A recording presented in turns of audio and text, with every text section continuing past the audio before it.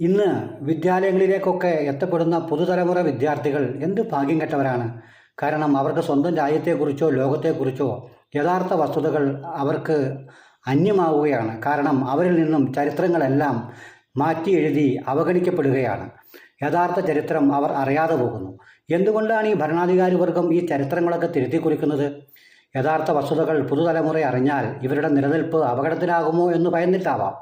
അങ്ങനെയെങ്കിൽ നാം 460 കോടി വർഷം മുമ്പ് സംഭവിച്ച മഹാവിസ്ഫോടനത്തെക്കുറിച്ചോ 3 ലക്ഷം വർഷം മുമ്പ് ആഫ്രിക്കയിൽ രൂപപ്പെട്ട പരിണാമപരമായ രൂപം വന്ന മനുഷ്യവംശത്തെക്കുറിച്ചോ എന്തിനാണ് പുറകോട്ട് ചിന്തിക്കുന്നു? അപ്പോൾ യഥാർത്ഥ വസ്തുതകൾ പൊതുസമൂഹം അല്ലെങ്കിൽ പുതുതല വിദ്യാർത്ഥികൾ അറിയരുത് എന്നുള്ളതാണ് ഇവരുടെ ലക്ഷ്യം. ഈ അന്ധകാരത്തിലേക്ക് നമ്മുടെ രാജ്യത്തെയും ലോകത്തെയും വീണ്ടും കൊണ്ടുപോകാനാണോ ഈ വർഗം ശ്രമിക്കുന്നത്? പക്ഷേ കാലം ഒരിക്കലും തിരുത്തപ്പെടാതിരിക്കില്ല, മാപ്പ് കൊടുക്കുകയുമില്ല.